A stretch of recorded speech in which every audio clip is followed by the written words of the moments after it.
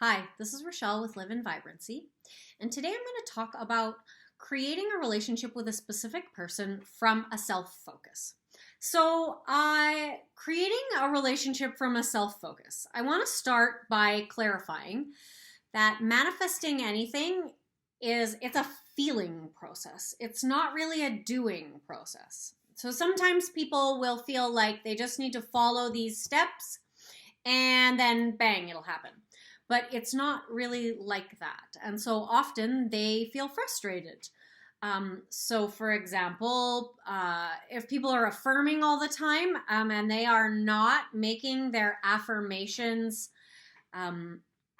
something that moves their subconscious, and so by moves their subconscious, it needs to have that emotional aspect in it because 80% of your subconscious is in your body. So if they're not doing that, then they just end up basically memorizing, and so then they might feel frustrated. I want to start off by saying by defining what it's not. First of all, I want to clarify that manifesting is not a doing process. So you don't follow a set of steps and then bang, something happens. That's more like baking a cake, applying to law school, building a car, or whatever. But that's not how manifesting is. Manifesting is a feeling process. So you need to move into the state, and often the feeling is an indicator of how far or how close you are. Even if you are just moving into a state of no resistance, so that is a state of receiving, you can feel what this feels like. So coming from the perspective of someone who has been rejected, that has a feeling to it. You want to feel what it feels like to have what you want. Because we're moving into the feeling, we're not just going to do this artificially. So you're going to start by focusing on your interests, focusing on building yourself up, focusing on building your confidence. So if that means going to get a new job, then you're doing that. You're not doing that because if you have a better job, people will like you better or you'll be more attractive.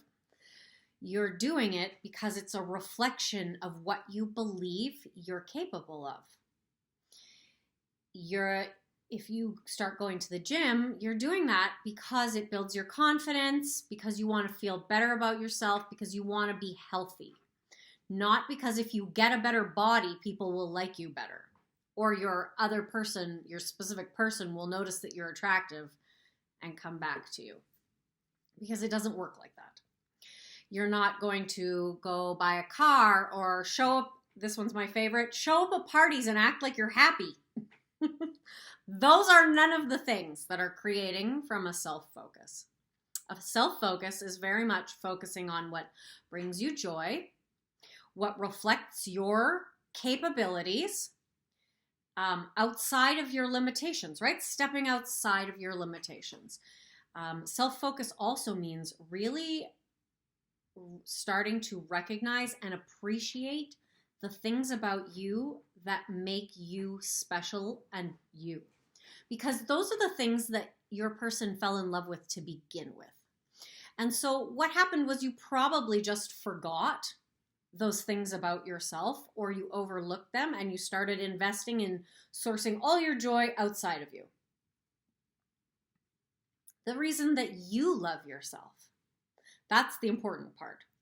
So sometimes in order to do this, we're going to really have to start noticing our self-talk, because your self-talk plays a really big role in the identity that you have, who you assume yourself to be.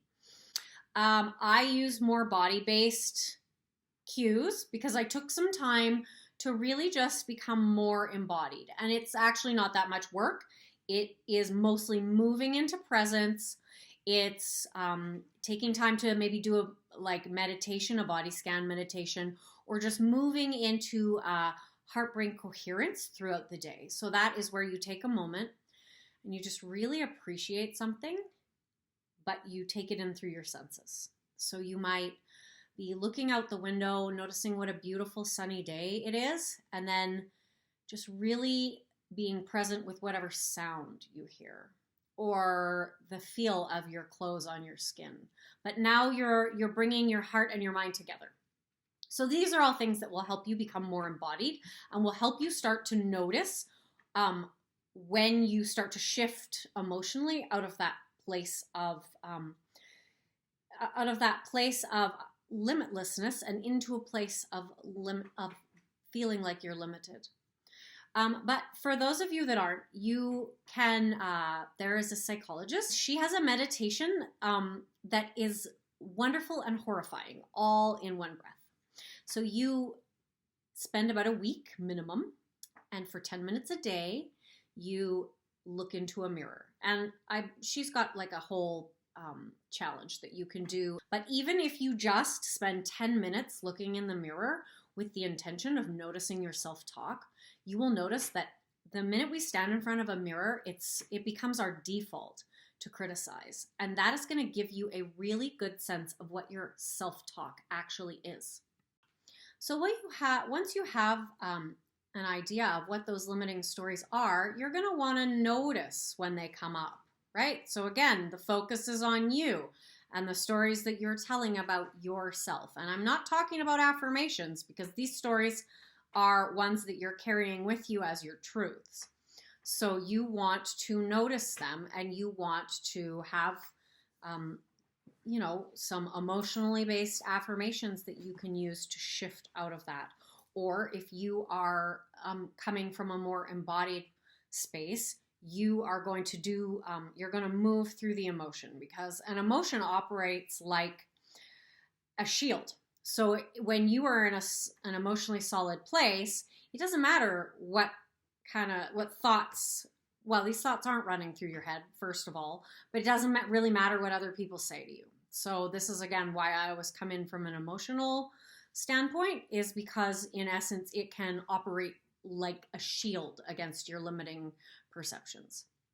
So once you have an idea of these stories, it's time to really look at your perception, because this is where you're coming from. So if you go through all the things that the other person thinks and feels about you, and you make a list of those, you're going to at least have a really honest sense. And now it's really important not to get dragged into these as a truth, because these are your perceptions of the situation. Even if that person said them to you, they probably said them to you in a place of anger. That is a creation of past interactions. That is not you. So don't get dragged into these as your reality. That is also really important. But it gives you a sense of what your perceptions are of the situation, who you perceive yourself to be. You perceive yourself to be someone who someone else thinks all these things about. And so it's a matter of going through and changing those. And whenever you change something, it's important to give your mind evidence of why, because it's going to accept it that way. And then you want to move into that feeling space. What would it feel like in your body if right now the person that you are manifesting your relationship with, if they were at home and you were crossing their mind and they were thinking lovingly, they were thinking that they regret everything that's happened, they were thinking about all your amazing qualities, all the qualities that you've already taken the time to appreciate about yourself. They're recognizing that they will never find someone that connects with them the way that you connected with them. So because this isn't like a list of affirmations you're doing in your head. This isn't just something you're just mentally entertaining. You need to feel into this. What would this feel like if this was your truth? This is really important, because that is what it feels like to be the person for which this is their truth. And then you want to practice that feeling, because that is what that perception feels like. And right now, what you feel like is the perception that you're coming from, which is crappy. So you want to feel into that perception of being that person, just like I described. So to summarize, Creating a relationship from a self-focus is about doing what you want to do, not holding yourself back, working on your confidence or your interests because you want to, because it makes you feel better, not because of someone else, because you want to do it for you. That is a very important point. Then, noticing all the really amazing things about you. And once you've, focused on those things and really felt into why those aspects about you are really true and that you really are a catch, you really are someone that people fall in love with. You really are someone that person fell in love with, and you're still that person. So now you have that focus, right? That's your internal focus. Now you're recognizing what it feels like to be the person who is pined after, the person who other people, that your specific person particularly, can't get out of their mind, the person that your specific person wants to call or wants to whatever. And so you're going to notice, because if you slip out of that space of feeling like it's yours, because when you feel like it's yours, there's very much a sense of relief. And when you slip out of that, your mind is prompting you, check the phone, check their web, check their social media or whatever. So now you are back in your original perception of the person who has been left and has to make something happen. So do you see how there is very much a difference? And so for this, I tend to get people to create something called, that I've talked about as tension. I didn't come up with this term, but a mentor of mine uses this, and it's really appropriate. And it's very much something that I used when I was creating my own relationship. I just didn't really realize I was doing it, or that, I didn't name it. So, because this is a really good indicator, and this is why I use emotions to as a real guide and as a way to create. Because if I shift into that sense of relief and that person that my specific person is thinking about me, my specific person is regretting, the separation that we had, then there's a feeling, and I notice what that feels like. And then I shift into feeling, what do I feel like now? And you're going to notice there's like a real juxtaposition of points between those. And so when you shift into the perspective of the person who has it and the person who isn't, if you create that tension, you notice when you shift out. Especially, as I said, if you're working more from an embodied place, because you're going to really notice as you shift into the state of being that doesn't have it, the state of being of someone who's trying to make it happen, because they feel very differently. Hopefully that is clearer than mud. So join me later this week. I'm going to talk about ways that we are connected and entangled. So I'm going to be talking about information from the Heart Math Institute. I'm going to talk about morphic resonance and fields of information. And I'm going to provide you with some resources as well, because that would be a really long video if I even just summarized all of that.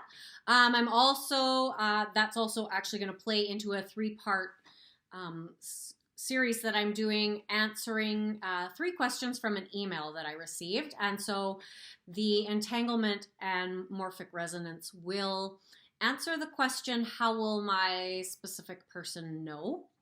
And then I'm going to also do a video deconstructing an example someone sent to me and asked me, why didn't this person's manifestation work? So I'm going to deconstruct that because I think there's a lot to learn. And so join me later this week and have a really fantastic Tuesday.